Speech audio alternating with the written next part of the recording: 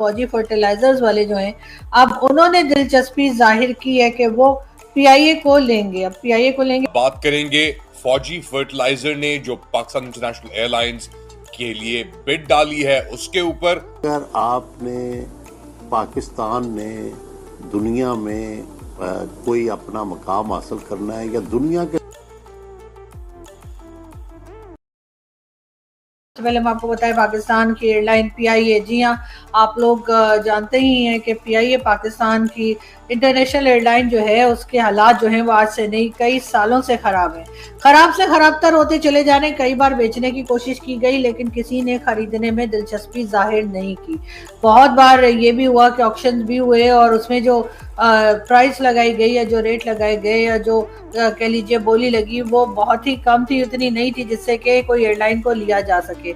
मगर फिर होते होते अब ये हुआ है कि कोई मिल ही नहीं रहा है कि जो पीआईए को ले इसलिए कि पीआईए के ऊपर बेताशा कर्जा है, पीआईए के ऊपर बहुत सी ऐसी चीजें हैं जिसकी वजह से पीआईए लेने वाले को उसके ऊपर काम करना पड़ सकता है। लेकिन अब होते होते हुआ ये है कि जी अब कहा ये जा रहा है कि फौजी फर्टिलाइजर्स वाले यानी कि बोले तो भाई लोग, जी हाँ, फौजी फर्टिलाइजर्स वाले जो हैं अब उन्होंने दिलचस्पी जाहिर की है कि वो पीआईए को लेंगे। अब पीआईए को लेंगे इसका मतलब ये है कि एक एक करके पाकिस्तान के जितने भी एसेट्स थे जो पाकिस्तान के अंदर हो या कुछ, उनको एक एक करके फौजी लेते चले जा रहे हैं। और अब पीआईए को भी औने पौने दामों, और वो दाम भी किसी को कोई पक्का यकीन नहीं है कि वो दाम भी दिए जाएंगे या नहीं दिए जाएंगे, लेकिन बहरहाल पीआईए को भी अब फौजी फर्टिलाइजर्स वाले जो है वो कह लीजिए कि खरीदने जा रहे हैं।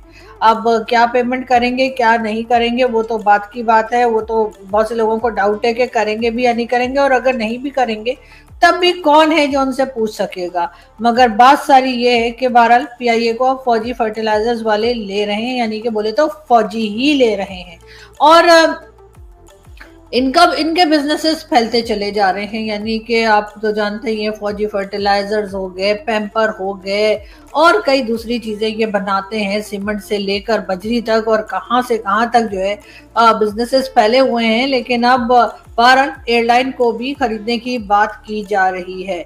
बहुत से लोगों को इस पे एतराज भी है। बहुत से लोग ये भी कह रहे हैं कि जी इन्होंने हर जगह पे कब्जा कर रखा है, हर जगह पर ये अपने ही लोग बिठाते चले जा रहे हैं। और कई लोगों का, अगर हम बलूचिस्तान की तरफ जाएं, बलूचिस्तान की बात करें तो अभी जो रिसेंटली बलूचिस्तान में लोगों को टारगेट करके और मारा गया है उसमें कई लोगों का ये भी कहना है, जो बलूचिस्तान से भी जिनका ताल्लुक है, कि जी ये मजदूर जो मारे गए, 9 मजदूर कहा जा रहा है कि मारे गए जो पंजाब से जा रहे थे। तो कई लोगों का कहना है ये कि पंजाब में तो खुद इतना काम है जिसके लिए कि मजदूरों की जरूरत पड़ती रहती है और कमी रहती है, तो भला पंजाब से बार बार बलूचिस्तान में मजदूर क्यों भेजे जाते हैं। बलूचिस्तान के कई लोगों का ये भी दावा है और ये भी शिकायत है या ये भी क्लेम है कि उनका कहना ये है कि जो ये मजदूरी के नाम पर मजदूर पंजाब से बलूचिस्तान भेजे जाते हैं वो दरअसल मजदूर नहीं होते, और मजदूर ना होके एजेंसी के लोग हैं जो कि जासूसी करने आते हैं। अब ये बात कहाँ तक सही है ये तो खैर मेरा ख्याल है आने वाला वक्त ही बताएगा।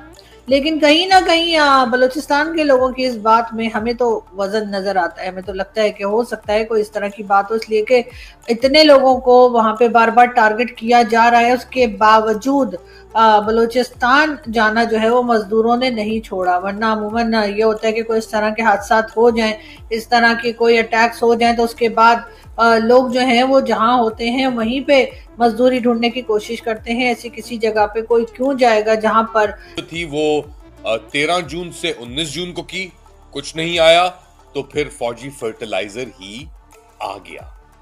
और बेसिकली हुकूमत का दूसरा ये अटेम्प्ट है कि पीआईए को किस तरीके से प्राइवेटाइज किया जाए।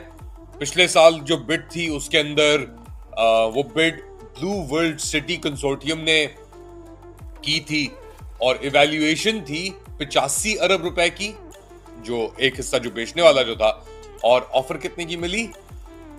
10 अरब रुपए की, 60% स्टेक के लिए। तो अब फौजी फर्टिलाइजर, फौजी एक बार फिर आपको आपकी मईशत को बचाने के लिए आ रहे हैं, बचाने के लिए। जैसे एसआईएफसी ने आपकी मईशत को इतना बचाया कि आपकी एग्रीकल्चर आउटपुट जो है वो कोलैप्स कर गई।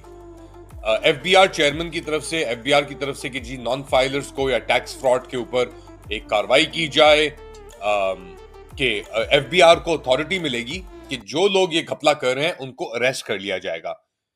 लेकिन प्राइम मिनिस्टर शहबाज शरीफ ने एक बार फिर मुदाखलत की, जितनी वो मुदाखलत कर सकते हैं अपनी छोटी कैपेसिटी के अंदर, और उन्होंने ये सब चीजें अब कहीं कि ये आप नहीं कर सकते। क्या हो रहा है ये? अच्छा, एक और बड़ी इंटरेस्टिंग खबर आई है।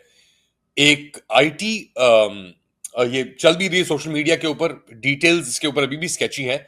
एक आईटी बिजनेसमैन जिस